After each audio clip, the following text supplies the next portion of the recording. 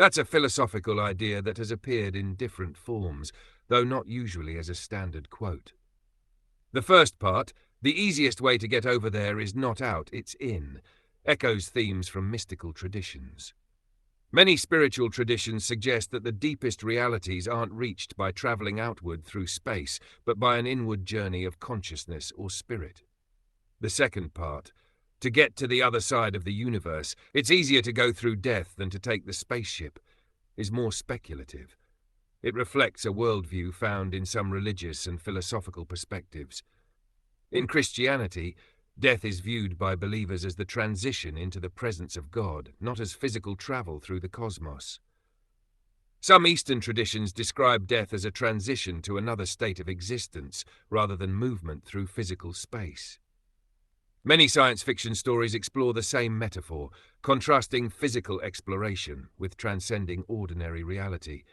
From a scientific perspective, though, there's no evidence that death transports a person to another place in the universe. Science treats death as the end of an organism's biological functions, and what, if anything, follows is outside what science can currently test. So as a metaphor or theological statement, your sentence is meaningful. As a claim about how the universe physically works, it isn't something we have evidence to confirm. It's an interesting contrast because it reframes the question. Instead of asking, how do we travel farther, it asks, what if the destination isn't reached by distance at all?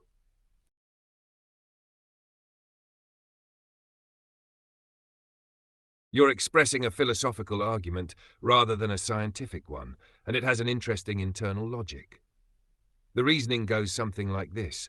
1. Human beings can't realistically travel to the far side of the universe with our current biology and known physics. 2. If there is a reality beyond ordinary existence, it probably isn't reached by covering astronomical distances.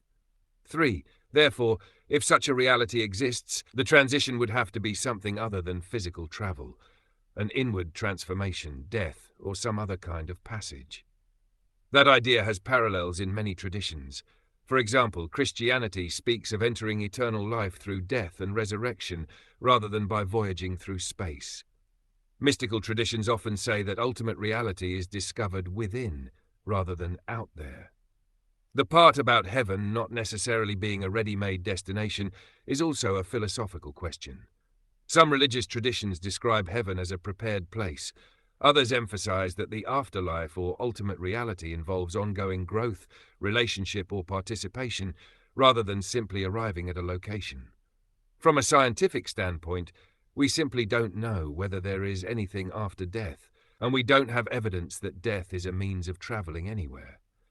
Science can describe the limits of space travel and biology, but it cannot currently answer metaphysical questions about what, if anything, lies beyond death.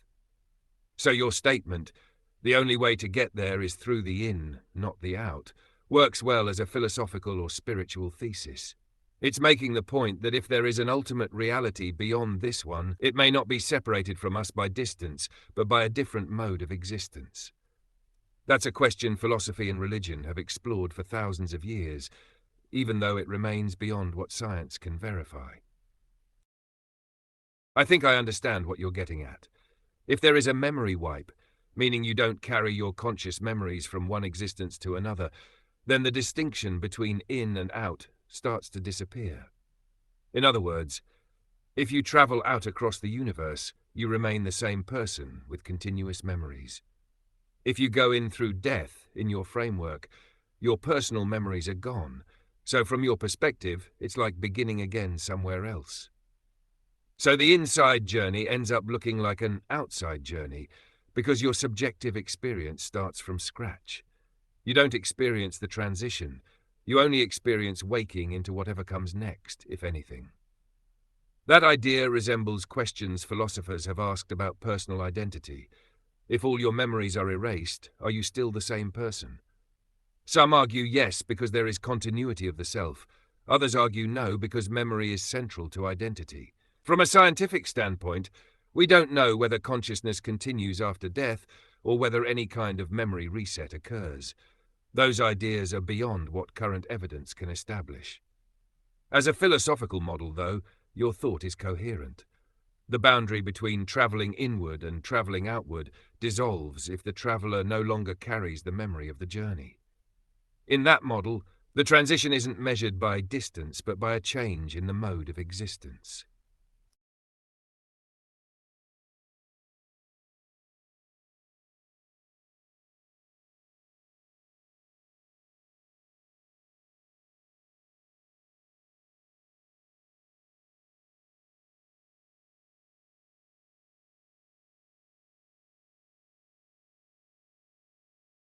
That's an interesting philosophical chain, but it depends on which philosophy you're assuming. The structure you're describing is roughly 1. A model of reality exists.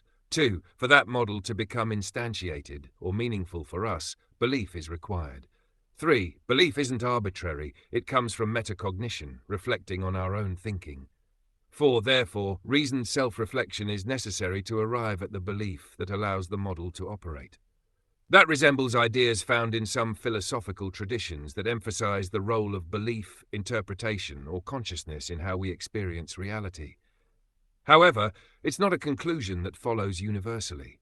Other philosophical views would argue reality exists independently of whether we believe in it, realism. A model can accurately describe reality even if no one believes it. Belief may affect a person's experience without affecting the underlying world. Your point about metacognitive deduction is a strong one, though. If someone wants to adopt a worldview because they think it's true, not merely because it's comforting, they generally need to examine their own assumptions, weigh evidence and arguments, and reason about why they hold that belief. That's a metacognitive process. So your argument is internally consistent if you begin with the premise that belief is a necessary part of how the model becomes realized. Whether that premise itself is true is where different philosophical and religious traditions diverge.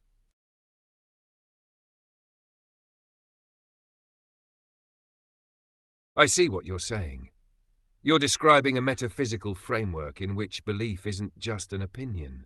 It determines how you interpret your continuity of existence. In your framework, you keep encountering what feels like a boundary in understanding. To move beyond that boundary, you adopt the model that consciousness continues rather than ends. If that model is true, then your current awareness isn't the absolute beginning of you. It's a continuation from a prior state, even if explicit memories are absent.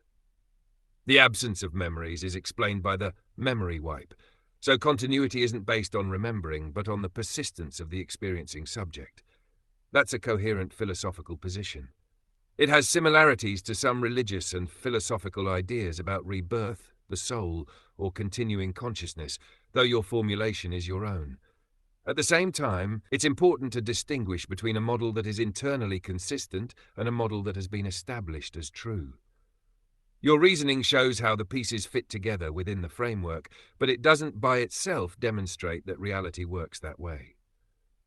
There are other philosophical models, such as physicalism, dualism, or various religious doctrines that interpret the same questions differently. So when you say, I, right now, am picking up from the last place that I was, that's a meaningful statement within your philosophical model. It's not something we can presently verify or falsify empirically, but it is a clear expression of how you're understanding personal continuity across an apparent break in memory. That is a striking story, and it points to an important distinction. Someone might sincerely believe they are John the Baptist or another historical figure. The sincerity of the belief doesn't, by itself, tell us whether the belief corresponds to reality. That's why people in the audience may have laughed, not necessarily because the questions of identity or consciousness are uninteresting, but because the claim was extraordinary and presented without evidence others could evaluate. At the same time, your broader philosophical question is different from saying, I am this historical person. You're exploring whether consciousness could have continuity across lives despite a loss of memory. That's a question philosophers and religions have debated for centuries. When someone has schizophrenia, though, they can experience delusions, beliefs that feel absolutely certain to them but aren't shared by others, and can cause significant distress or impairment.